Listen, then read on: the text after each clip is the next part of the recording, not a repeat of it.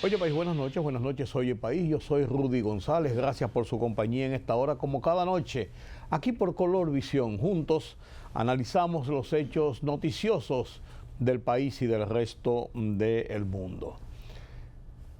El Papa León XIV designó una nueva diócesis en Santo Domingo, República Dominicana, y nombró un nuevo obispo.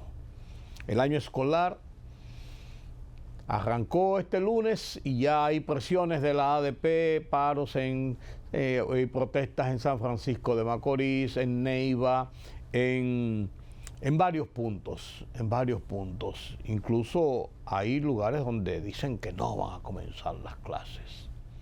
Así es.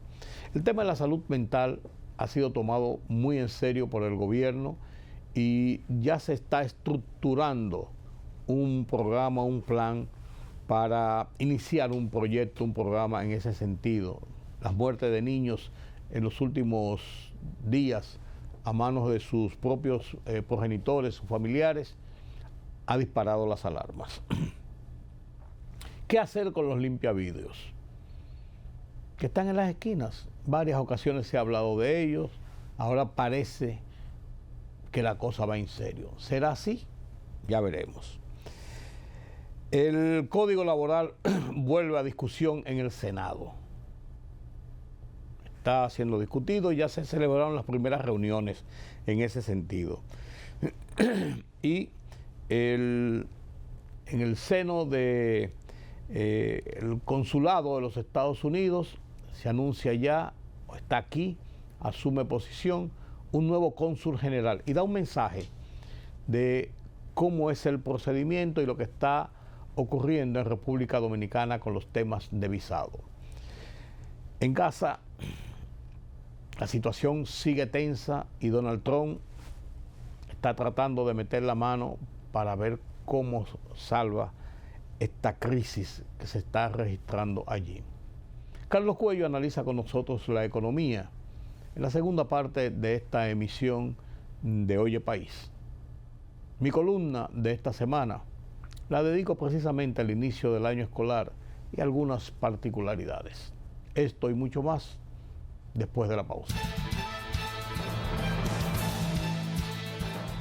En busca de contrarrestar los evidentes efectos negativos que sobre la sociedad están teniendo los trastornos de carácter psicológico en las personas y que muchas veces culminan en lamentables hechos de violencia, el gobierno dominicano trabaja en la elaboración de un plan integral sobre salud mental.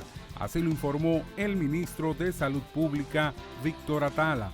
Atala detalló que el plan, que abarcará prevención, atención comunitaria, servicios especializados y mayor articulación interinstitucional, se encuentra en proceso de estructuración de la mano de expertos en materia de salud, psicología, psiquiatría, así como otros actores gubernamentales para ser presentado de manera oficial una vez concluido el diseño final y listo para su aplicación.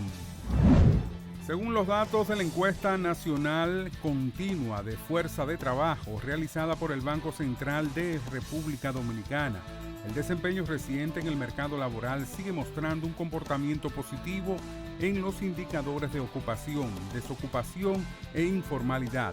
En este contexto, tanto el nivel como la tasa de ocupación se encuentran en máximos históricos, mientras que la desocupación y la tasa de informalidad se sitúan cerca de sus mínimos desde el inicio de la serie de estadísticas en el segundo trimestre de este 2025. El total de ocupados en la economía dominicana, incluyendo tanto a los formales como a los informales, se ubicó en 5.123.548 trabajadores, lo que representa un incremento de 121.164 nuevos ocupados netos en comparación con el pasado periodo de abril a junio de 2024. La Junta Central Electoral informó que la próxima cédula de identidad y electoral tendrá una vigencia superior a los 10 años, garantizando un periodo de caducidad más largo en beneficio de la población. El presidente del órgano electoral, Román Jaques Liranzo, explicó que conforme a los artículos 20 y 80 de la Ley Orgánica del régimen electoral, corresponde al Pleno de la Junta Central Electoral definir tanto el formato como la fecha de vencimiento del documento.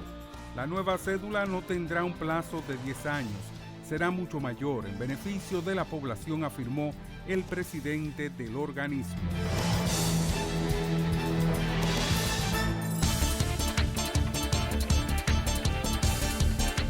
El arancel del 50% impuesto por la administración del presidente estadounidense Donald Trump a la India ha entrado en vigor este miércoles, semanas después de que el mandatario emitiera una orden ejecutiva que imponía un gravamen adicional del 25% para el país sudasiático, lo que convierte a la India en uno de los países con los aranceles más altos del mundo. El arancel del 25% que castiga las compras de petróleo ruso por parte de la India se suma al gravamen premio de 25% introducido por Trump sobre muchos productos indios. Esto eleva los aranceles totales hasta el 50% para bienes como prendas de vestir, gemas y joyas, calzado, artículos deportivos, muebles y productos químicos. Se están llevando a cabo los preparativos para el viaje del presidente ruso Vladimir Putin a China, donde estará 4 días, confirmó hoy el portavoz del Kremlin, Dmitry Peskov. La última visita de Putin a China fue en mayo del año pasado y duró 2 días. A su vez, el presidente de China viajó a Rusia en mayo de este año para participar en los eventos conmemorativos del 80 aniversario de la victoria de la Unión Soviética en la Guerra Patria. Venezuela anunció el despliegue de buques de la Armada, drones y más de 15.000 efectivos para reforzar las operaciones militares y policiales antinarcóticas en la frontera terrestre con Colombia y aguas del Caribe, justo en momentos de tensión con Estados Unidos tras el despliegue ordenado por ese país de 3 barcos de guerra cerca de las costas del país sudamericano. El ministro de Defensa, Vladimir Padrino López, indicó en un video difundido por la estatal venezolana de televisión que la medida busca reforzar la presencia de los cuerpos de seguridad que ya operan en los estados de Táchira y Zulia, fronterizos con Colombia. La libertad solo reside en los estados en los que el pueblo tiene el poder absoluto. Por el respeto a los valores democráticos y la dignidad del pueblo dominicano, el rumbo de la tarde, plural, objetivo, comprometido siempre con la verdad. Con Georgie Rodríguez, Rudy González y Ramón Colombo. Los poderosos ya están en el aire.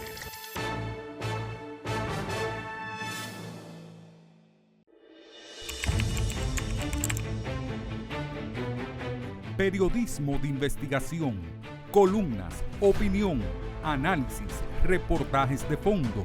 Hora por hora, una completa plataforma multimedia. Periodismo con valor. Noticias horaporhora.com.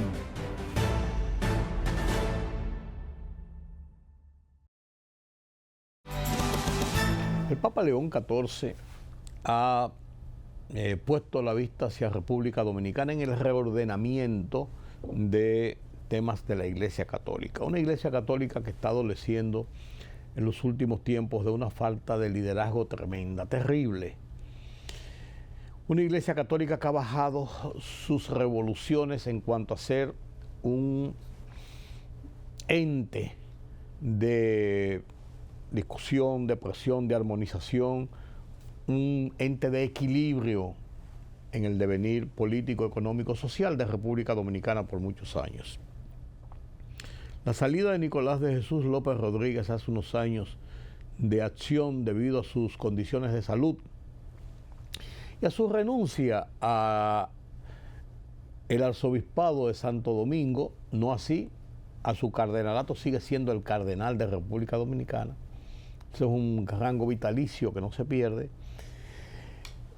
Desde su salida, la Iglesia comenzó a ir en declive en cuanto a su presencia, a su poder, a su fuerza, a su centro de gravitación, principalmente en el orden de ser un elemento de equilibrio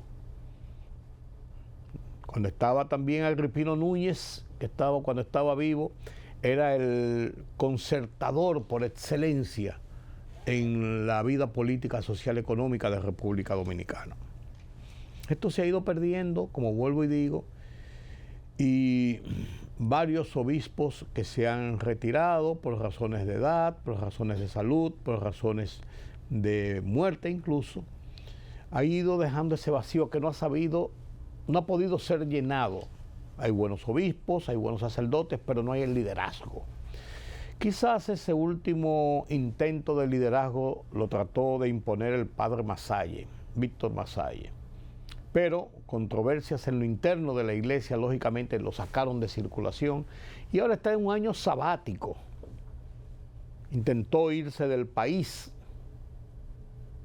a una diócesis en Barcelona, pero parece que eso no cuajó por alguna razón y que todo no estaba bien amarrado, y regresó a República Dominicana y se tomó un año sabático.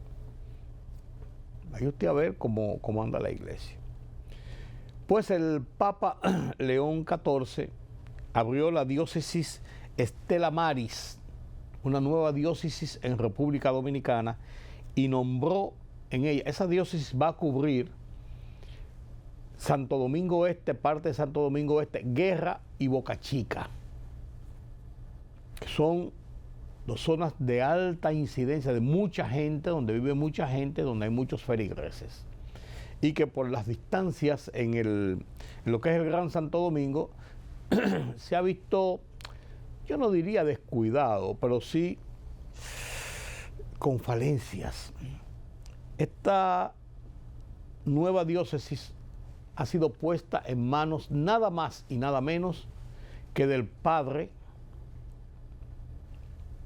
Manuel Ruiz, elevado a la categoría de obispo por el Papa León XIV y designado como obispo de esa nueva diócesis. ¿Quién es Manuel Ruiz? Manuel Ruiz es un educador. Dirigió por mucho tiempo el colegio, se llama San Judas, que está ahí en Bellavista.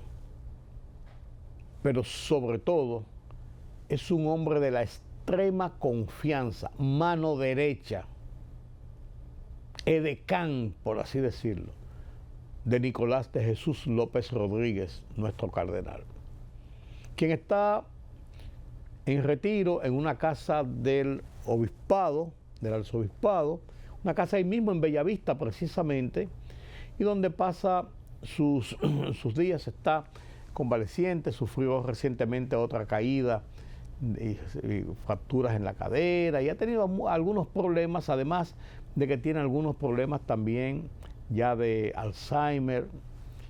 Pero ahí está nuestro cardenal, y el padre Manuel Ruiz ha sido durante muchos años su asistente, su mano derecha, y ahora es elevado a la categoría de obispo. Movimientos en la Iglesia Católica.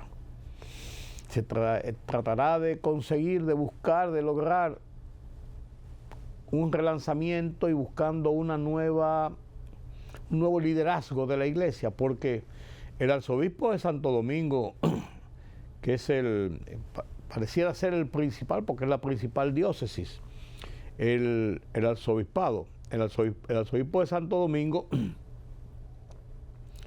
es un hombre gris, oscuro, no tiene prestancia, no tiene influencias, está ahí porque es el arzobispo.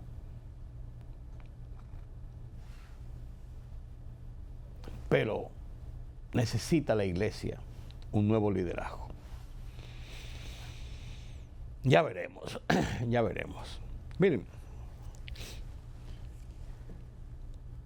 la ministra de Interior y Policía se ha tomado el reto de sacar a los limpiavidrios de las calles, de las principales esquinas. Usted dirá, bueno, pero son personas que tratan de ganarse la vida limpiando el vidrio de un carro y se ganan unos chelitos. Pudiera ser así. Sin embargo, no son pocos los episodios que han generado estos limpiavidrios en muchas esquinas a lo largo de la avenida Abraham Lincoln, de la avenida Winston Churchill, de la avenida Máximo Gómez, de las principales arterias 27 de febrero, porque han sido protagonistas de acciones de violencia, de acciones enojosas. Rayan un vehículo, si la persona le dice que no quiere que le limpie el vidrio, le tiran una cosa de agua sucia en el vidrio. Y si es una dama que va sola en el vehículo, la insultan y hasta le rayan y le golpean el vehículo. Ha habido de todo. Ha habido algunos limpiavidrios de esos que han sido arrestados con visibles síntomas de uso de sustancias controladas, de drogas. Se han producido muchos altercados. Yo recuerdo poco antes de la pandemia, en la avenida Abraham Lincoln, esquina 27 de febrero, subiendo de sur a norte, una dama se paró debajo del semáforo, estaba esperando, y vino un limpiavidrio y le tiró una cosa encima. Ella le dijo que no quería que le limpiara el vidrio. Y el tipo le insultó y le increpó y la señora cometió el error de hasta salió del vehículo, bajó y salió del vehículo. Le dio un empujón y la señora se subió en su vehículo y se fue. 20 minutos más tarde, media hora más tarde, la señora regresó, una señora joven, regresó con 3 hombres. 2 de ellos hermanos y otro un pariente, según lo que se dijo después. Combates en la mano y le dieron una tunda de palos a ese limpiavidrio. Lo maltrataron, no lo mataron de casualidad. Le dieron una golpiza por abusador, por haber violentado, por haber maltratado, por haber amenazado, por haber empujado a esa señora que se quejó porque le estaban limpiando el vidrio de una forma porque ella no había pedido que le limpiaran vidrio y lo que recibió fueron insultos, golpeos a sus vehículos y maltrato. La policía intervino, se llevaron a los muchachos presos, a uno de ellos, y pasó el evento, se resolvió. Pero el tema fue de conocimiento público, fue reseñado en algún punto, en algo. Pero episodios como ese son complejos, son difíciles, son episodios de violencia. Además, se dice que hay algunos que hasta han robado, han metido un vidrio abajo y han metido la mano y se han llevado una cartera o algunas cosas. O sea, hay otros que, vuelvo y digo, aparentemente están ahí limpiando un vidrio para ganarse, para que les regalen 20 pesos, para que les regalen 100 pesos, para que les regalen 50 pesos, para que les regalen algo, para comer, para lo que sea. Hay de todo. Sin embargo, las quejas son mucho más que los beneficios, que las buenas opiniones de esa acción que hacen en las esquinas. Las esquinas principales de mucho tráfico en República Dominicana, en la capital principalmente, se han convertido en centros de vender de todo. Antes vendían perritos y hasta pececitos en peceras.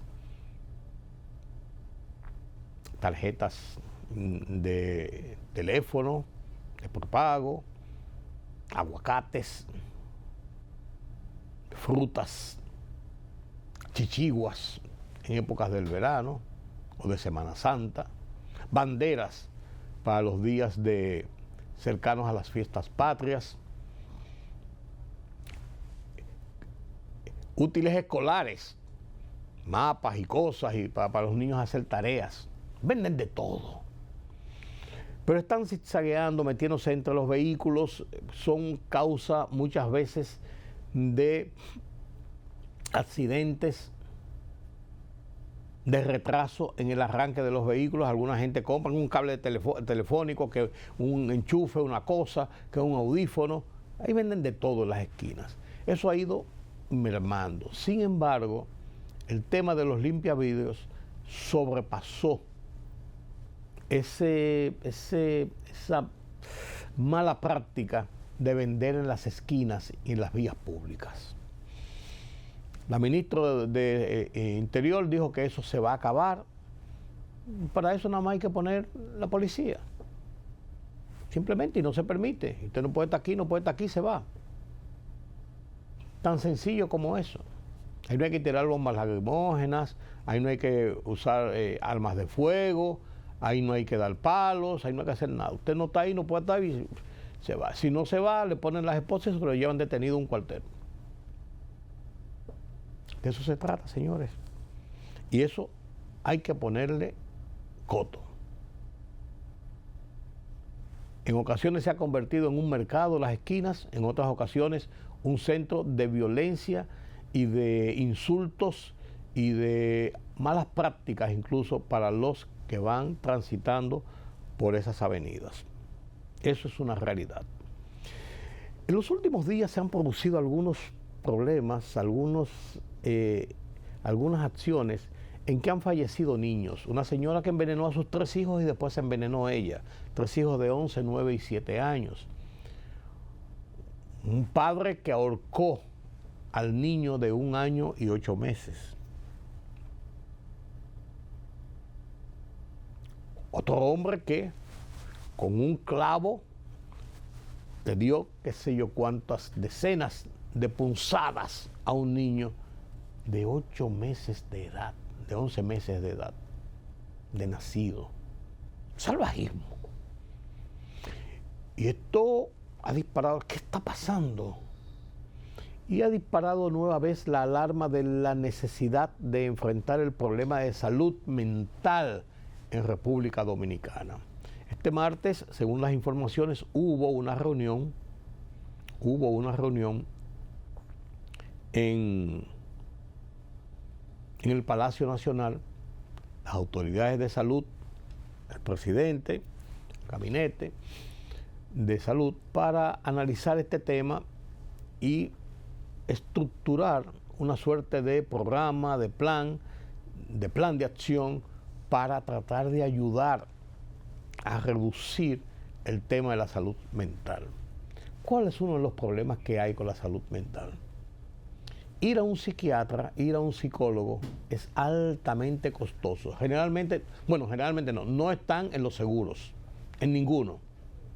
Ninguno de los seguros, ninguna de las ARS, ni siquiera SENASA, cubre consultas de salud mental, ni estudios que hay que hacer una persona por problemas de salud mental. Si te recetan un medicamento es peor todavía, son altamente costosos y tampoco son aceptados en los seguros. Entonces una gente de clase media, baja, pobre, aunque quisiera, no tiene acceso a la salud mental, porque no tiene dinero para cubrirlo.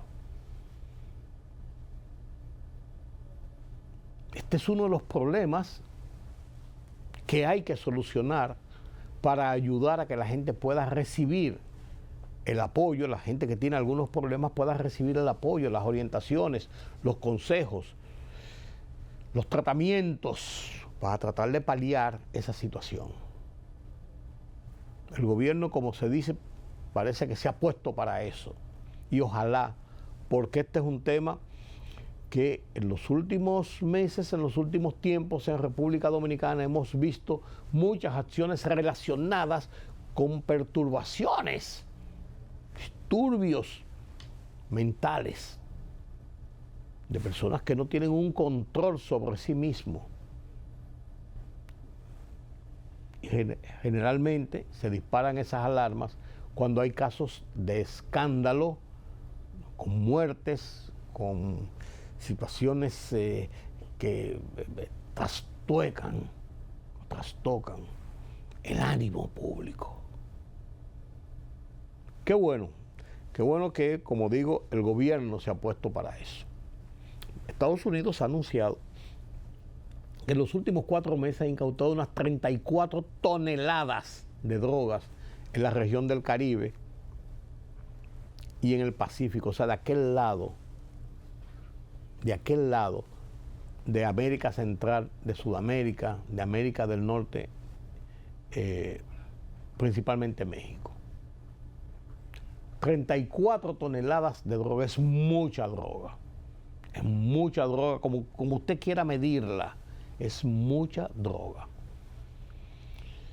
Y esto viene a tratar de justificar, en cierto modo, o de explicar la presencia de una serie de navíos de guerra de los Estados Unidos en la región del Caribe, que han dicho inicialmente los Estados Unidos que es un programa, un plan, una estrategia, una acción para frenar el narcotráfico. Que mucho de ese narcotráfico que viene a la región del Caribe, a República Dominicana, por ejemplo, viene desde las costas de Venezuela, de Colombia, de Centroamérica, en barcos, pero también en lanchas rápidas, con grandes cargamentos de drogas que tratan de penetrar subrepticiamente a las costas, por ejemplo, de República Dominicana y dejar su cargamento. Vienen con cientos y hasta miles de kilos de cocaína, por ejemplo. Si los Estados Unidos se pusieron para eso,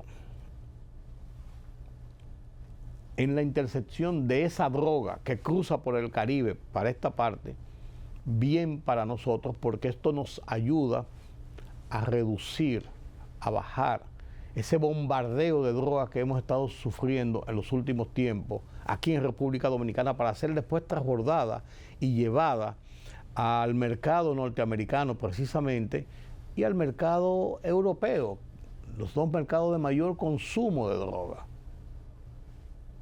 principalmente de drogas fuertes como cocaína y heroína. Es interesante ver esto y entender, saber si esto tiene que ver realmente, o todo esto tiene que ver realmente con la lucha contra el narcotráfico, y o hay parte de la situación con Venezuela directamente y los Estados Unidos. Venezuela ha dicho que es una amenaza la presencia de estos navíos de guerra frente a prácticamente las costas de Sudamérica, frente a las costas, sus costas en el Mar Caribe, y ha movilizado y reservistas y voluntarios para enfrentar una posible invasión de los Estados Unidos. Estados Unidos, que ha puesto una recompensa de $50 millones por la cabeza de Nicolás Maduro. A lo mejor son las dos cosas, a lo mejor es una, a lo mejor es otra, pero de que están las fuerzas en el Caribe, están las fuerzas. Mientras tanto hay un resultado con 34 toneladas de drogas incautadas. Hay un resultado que no es malo para la República Dominicana. El Código Laboral ha vuelto a ser tema de discusión en el Senado de la República. Ahí está discutiéndose este tema y se está discutiendo en partes separadas. Se retomó el proyecto que ya fue aprobado en primera lectura antes de que terminara la legislatura pasada, y se retomó con la presencia en una fase del empresariado, la parte empleadora, en otra fase con los sindicatos, la parte laboral, buscando conciliar acuerdos y posiciones encontradas sobre temas tan neurálgicos como es el tema de la cesantía y otras medidas y otras acciones que se pretenden contemplar dentro del nuevo Código Laboral. Un Código Laboral que deberá salir y deberá ser realmente modernizado, ampliado, porque es un código que tiene 34 años ya y está obsoleto en muchas de sus partes. ¿A qué acuerdo se llegará? Ya veremos. Ojalá que se pueda emplear a profundidad la acción del Senado conjuntamente con las buenas voluntades de las partes y llegar a acuerdos y sacar finalmente el código laboral. Los Estados Unidos estrenan un nuevo cónsul, William Shaney. Ese cónsul viene a sustituir, a reemplazar, a ocupar la plaza que interinamente ocupó otro cónsul por 2 o 3 meses, pero ya se está estructurando la nueva gerencia de la Embajada de los Estados Unidos, porque aunque la señora Aguilera sigue en el cargo de una suerte de embajador interino o de encargado de la embajada, ella es la encargada de negocios porque no se ha nombrado desde hace 5 años la sede de la Embajada de los Estados Unidos. En la cabeza de un embajador está Céfala. Después que se fue la señora, después que se fue, el último que estuvo aquí fue, se fue la señora Bernstein, que estuvo cuando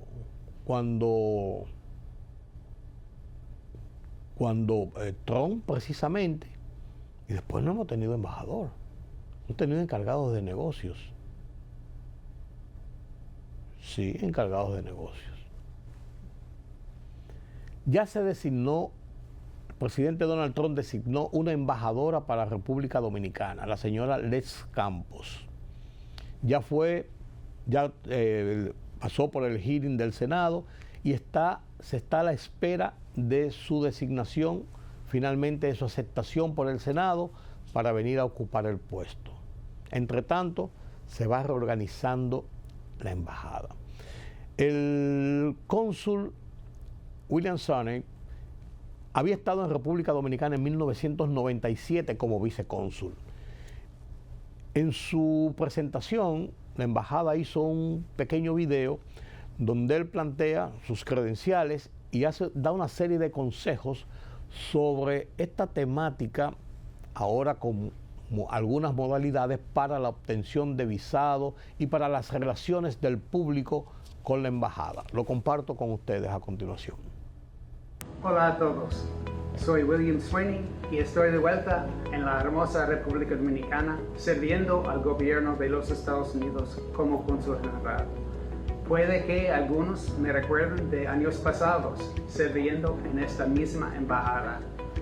Estoy muy contento de poder seguir explorando esta bonita isla en 2 ruedas. Entonces, favor de enviar sus sugerencias donde debo ir durante mi asignación. Como cónsul general, tengo el honor de dirigir una de las secciones más grande, más ocupado y más productivo en todo el mundo. Recibimos alrededor de 2,000 solicitantes al día. Asistimos a ciudadanos estadounidenses con sus pasaportes y reportes de nacimiento y también con situaciones urgentes. También manejamos los procesos de visa de no inmigrante para visitantes. Emitimos casi 200,000 visados el año pasado y también visas inmigrante. Y emitimos más de 50,000 visas inmigrante el año pasado, más que cualquier otra misión diplomática, salvo México. Quiero reconocer y agradecer también a nuestros socios dominicanos, instituciones tales como Politur, Ministerio de Salud, INASEF, la Procuraduría, Policía Nacional y un sinnúmero de otros que nos ayudan y que brindan servicio directamente a nuestros ciudadanos. En nombre de todos ellos, gracias. También quiero recalcar la importancia de acudir a fuentes oficiales para información sobre los trámites consulares y sugerir que llenen su propio formulario. En caso de recibir ayuda, asegúrate, por favor, de saber lo que ponen en el formulario y que esta información sea correcta. Si la información en su formulario y lo que contesta durante la entrevista consular no están en concordancia, puede tener problemas y perder la posibilidad de viajar a los Estados Unidos, incluso de por vida. Estamos aquí para ofrecerle un servicio eficiente, transparente y rápido. así reforzando los lazos comerciales, culturales y familiares que unen la República Dominicana y los Estados Unidos. Bienvenidos a la sección consular. Estamos a su orden.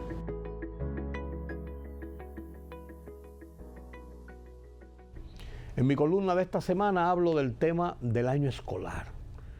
¿Cómo se ha hablado más, o se ha insistido más, o se ha planteado más algunas pequeñas falencias que hay en el sistema, algunas aulas que faltan, algunas escuelas, algunos maestros, algunos útiles que no han llegado, pero se quiere dimensionar como que este es el sistema educativo, cuando hay 2.600.000 niños que entraron a las aulas.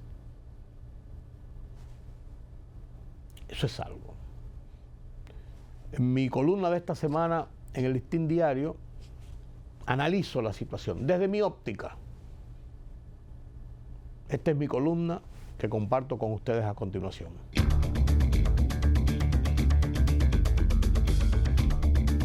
Un amigo colega me decía sentir que nos habíamos equivocado al escoger el periodismo como profesión. 58 años después de entrar en una sala de redacción y a las aulas universitarias, no me arrepiento del ejercicio ininterrumpido como periodista a tiempo completo. Confieso que no salgo del asombro, del estupor que me produce el periodismo, la comunicación disfrazada de hoy que ejercen algunos que pretenden descalificar a los que profesionalmente los ponen en evidencia en sus fatuos esfuerzos por torcer la realidad a favor de beneficios propios o de grupo. Esta apreciación se enmarca en la presentación ácida y desproporcionada sobre el inicio del año escolar. Un sistema educacional que no sirve, que no es inclusivo, que no enseña, que está rodeado de corrupción, de mentiras, de engaños. Hay falencias en el sistema, muchas. Faltan escuelas, aulas, personal de apoyo, hay irregularidades. Pero creo que el ingreso de 2.6 millones de niños, adolescentes, jóvenes, a las aulas es significativo. Que lo es 118.000 profesores y personal de apoyo en 7.715 escuelas en unas 73.000 aulas. Que lo es la inversión multimillonaria en transporte escolar, útiles, uniformes, cuadernos, libros, material de apoyo, desayuno, meriendas, almuerzo. Que lo es la inclusión de materias, temas como moral y cívica. Que lo es el compromiso, la decisión expresada de apostar y trabajar por elevar la calidad de la enseñanza, del aprendizaje. Penoso es que se persiste en tratar de guiar a la sociedad por los caminos del sectarismo político y o del escándalo interesado y personalizado de comunicadores y o pseudos periodistas, que en busca de protagonismos mediáticos y o para complacer a sus amos enquistados en la partidocracia nacional, se apartan de la verdad, de la objetividad, del bien común. Política, economía, sociedad. Los temas del día a día los contamos con claridad y con precisión. Recuérdate que el INTEVI se aumentó a un 18 para bajarlo a un 16. Sí. Una libertad de prensa que ellos no manejan y de expresión. Hay una especie de experiencia frustrada de la OEA en Haití. En Oye País, información veraz, periodismo con valor. Oye País, de lunes a viernes a las 12 de la medianoche por Color Visión. Siempre lo mejor. Periodismo de investigación, columnas, opinión, análisis, reportajes de fondo. Hora por hora, una completa plataforma multimedia. Periodismo con valor. noticiashorapor.hora.com.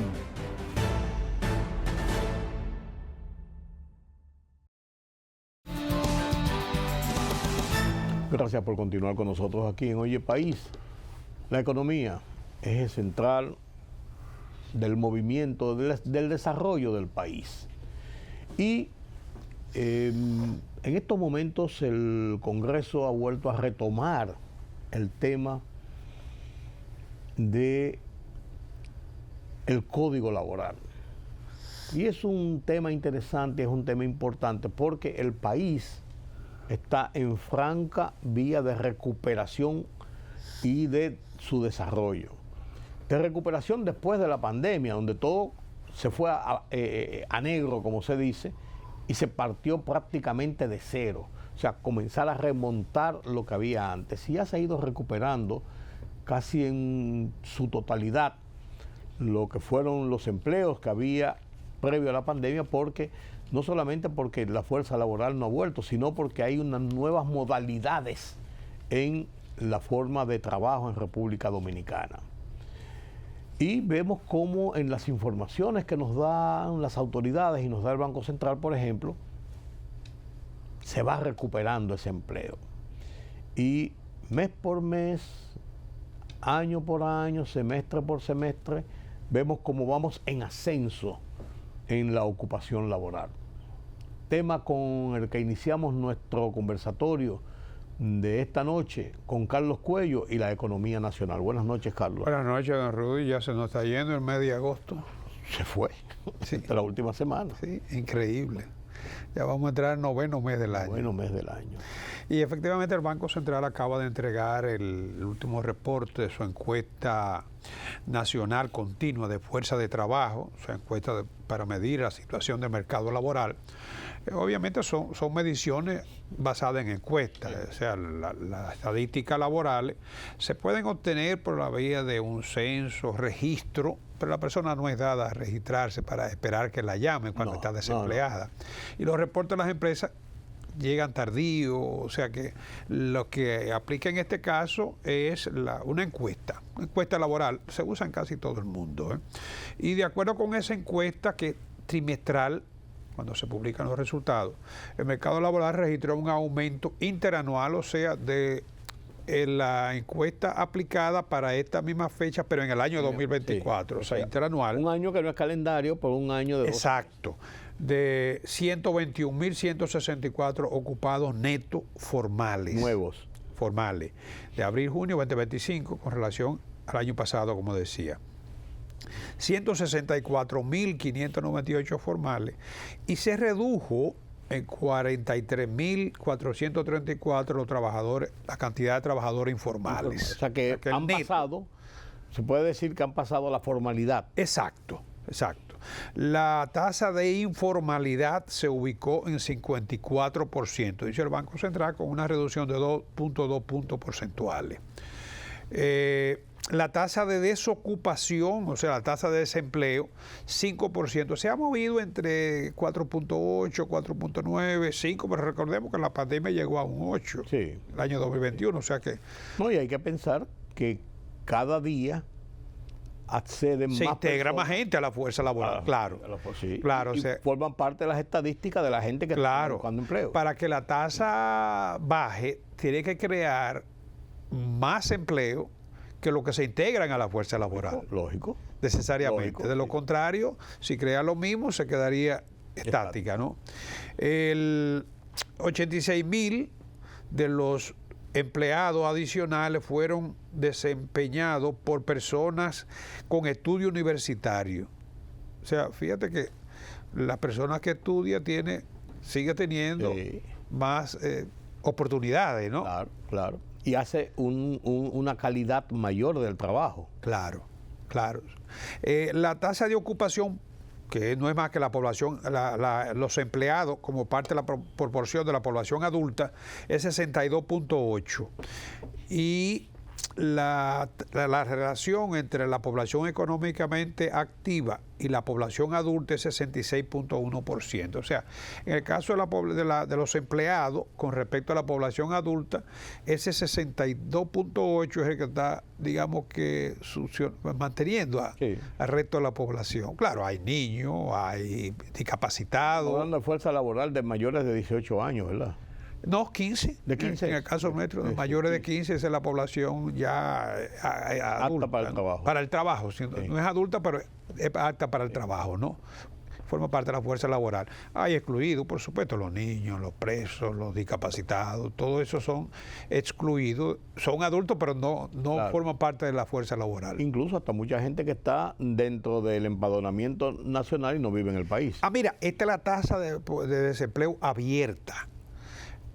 En el caso de las estadísticas, para medir la tasa de desempleo abierta, hay un grupo que se le llama desmotivado. O sea, ¿qué hace la encuesta? Te pregunta, ¿usted está trabajando? No. ¿Usted quiere trabajar? No. ¿Usted está buscando trabajo? No. Entonces, las estadísticas lo excluyen. Lo excluyen. Lógico porque claro. Desmotivado le llaman las estadísticas. Sí. Claro, aquí cualquiera se pasa 6 meses y más buscando un empleo. Depende también, porque mucha gente lo que quiere es un empleo tal o cual. Ahí ese es otro de los problemas, porque cuando se mide esta tasa de desempleo, si un médico está taxiando, no está desempleado. No está trabajando en su profesión. Es otra cosa, ¿no? O el trabajo que quisiera. O si tú tienes un trabajo medio tiempo, también está trabajando. Sí, claro. O sea que con todo y esto, eso no significa que tengamos una población, que tengamos empleo digno, que tengamos gente, digamos, contenta con el trabajo que tiene. No, hay mucha variante, ¿no? en estas estadísticas. De todos modos, el Banco Central dice que ya la población económicamente activa representa 5.124.000. Casi la mitad de la población económicamente activa. Y, como te decía, la informalidad se ha reducido a un 54%, llegó a estar en un 58.7% cuando la pandemia, ¿no? O sea, yo diría que más de la mitad de la población. Todavía activa, más de la mitad es informal. Porque debe ser, si tenemos una población de 10.8, como dijo el último censo, si le sacamos los menores... Entonces, o la persona es excluida por enfermedad, por lo que sea, debe quedar como en 9 millones más o menos, 8 millones y pico. No, más de la mitad de la población. Entonces, más de la mitad de la población activa. Más de la mitad es cantidad de ocupada, ¿no? Puede ser un buen indicio para ocupados, 5 millones y pico son ocupados. Formales e informales, claro. Pero ocupados.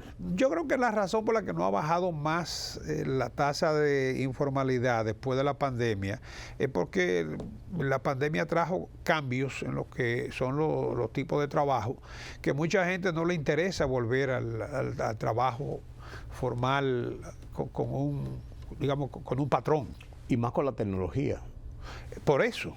Con la tecnología mucha gente ya se ha dedicado a otras cosas y no está empadronado como un trabajo formal, sino que hace trabajos. No, y hay muchos jóvenes que trabajan aquí para empresas fuera. Sí, claro que sí. Generando en dólares. Claro que sí, muchos. Yo conozco muchos. Que no registran. Que no, claro. No cotizan. No, yo conozco muchos casos. Porque no tienen un patrón. No, y además ganan en dólares y se aprovechan ahora porque la tasa está subiendo. Sí, pero que no tienen un patrón tampoco. No, claro, la tasa está subiendo. Esas son de las cosas que yo creo que tienen que, el nuevo código tendrá que buscarle algún estatus. Y sí, alguna figura. Tiene que ser. Es difícil. Pero debe ser. Sí. Bueno, el tipo de cambio sigue al alza, lamentablemente, pero sobrepasó el 63. Sí, el presidente decía que está dentro de lo que se contempló para el año. En realidad... Pues se había contemplado 63 para final de año. Sí, pero fíjate, en julio, la tasa de cambio estimada para el presupuesto, ¿no? 2025, tasa de cambio estimada para el presupuesto de este año, fue 63.40. Claro, tú me dirás, ahora está en 63.50. Ya llegó donde se estimó, pero esto es un promedio. Eso te iba a decir, ¿cómo se hace un promedio? Es un promedio de lo que se entiende que va a ser todo el año. Al final, aunque en diciembre se estimaba que iba a estar en 64.80, pero como es un promedio, ¿no? Hemos tenido meses, ciertamente. en el año, este mismo año, en marzo, llegó al 63.43. Sí. La gente se olvida de eso. Por poco tiempo, Bajó. rápido, pero... Sí, no, pero después se apreció. Fíjate que en junio estaba en 60. Y llegó hasta 58 de nuevo, 59. Claro. En un momento determinado. Exacto. Y julio 61.20 es cierto que ha sido muy brusco, porque estamos hablando de que en el mes de agosto, julio cerró a 61.20 y agosto ya ha subido 200 puntos. Sí, claro. Entonces, en realidad ha estado muy volátil. Cuando tú coges que en agosto del año pasado estaba 59.93, agosto del año pasado, que después en diciembre 61.32, pero que en junio tuvo el 60 por 1. Sí. Y ahora en agosto 63.50. En realidad está muy volátil. Sí, esa es la realidad. Muchos vaivenes. Y la volatilidad es el gran enemigo de los mercados. Lógico, porque además de eso, tiene dos componentes. Primero, no permite hacer una planificación real de inversiones, de producción, de nada. Primero. Y segundo, también provoca, que es lo más peligroso, Nerviosismo. ¿no? Y que la gente comience a buscar dólares para guardar por si acaso. Por el nerviosismo. Sí, para tener una reservita para pagar un embarque, para pagar unas cosas, y si no, entonces eso comienza a buscar y esa demanda provoca un aumento. Y provoca aumento de precios. De precios. Porque la incertidumbre a que tú haces referencia lleva a los comerciantes a calcular su costo con la tasa esperada. Sí. O sea, no van a liquidar su mercancía, digamos, con una tasa de 60 cuando saben que a lo mejor que no tengan que reponer van a tener que comprarlo en 63. Y muchas veces eso que sube no baja.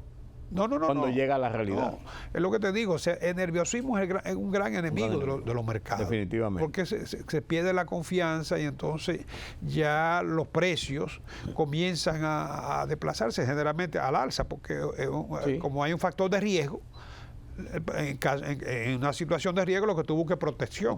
Y no sabes cuánto, tú sabes cuánto es hoy, pero no sabes cuánto será mañana. Sí, así mismo es. Pero siempre uno espera lo peor. No, claro. Cuando la cosa está mala, tú... Y se va al extremo máximo. Por eso te digo, cuando la cosa está mala, tú lo que esperas siempre es lo peor, es lo que tú proyectas. Definitivamente. Podría ser mejor. Ojalá. Bueno. Ojalá. Mira, la deuda pública sigue aumentando. Sí, según las estadísticas de la Dirección General de Crédito Público, la deuda a julio, el último informe que hay, asciende a 60.885.2 millones de dólares. Esto representa un 46.7% del Producto Interno Bruto. Ese coeficiente no ha variado tanto, ese coeficiente está prácticamente igual. Ok. Un ligerito punto, menos de 0.4 o 5 puntos, ¿no? Pero con relación al Producto Interno Bruto, un incremento, eso sí, 3.298 millones. En lo que va del año, ya la deuda se ha incrementado en 3.298 millones de dólares. En lo que va de este año, repito, o sea, 5.7%, más que lo que está creciendo el producto, que ahora justamente está muy reducido, creciendo a la mitad de lo que es el potencial, ¿no? Eso no es bueno. El PBI aquí estimado es para junio 130.356 millones. Bueno, está compuesta esa deuda por 72.7% deuda externa, 44.241, y el 27.3% la deuda interna. O sea, la externa ya representa casi el 73%, ¿no? La tasa de cambio utilizada es 60.59. Ojo, que en la medida en que el tipo de cambio sube, debemos más. Claro, pues hay que convertirlo, hay que buscarlo. Claro. La composición de esa deuda, ¿no?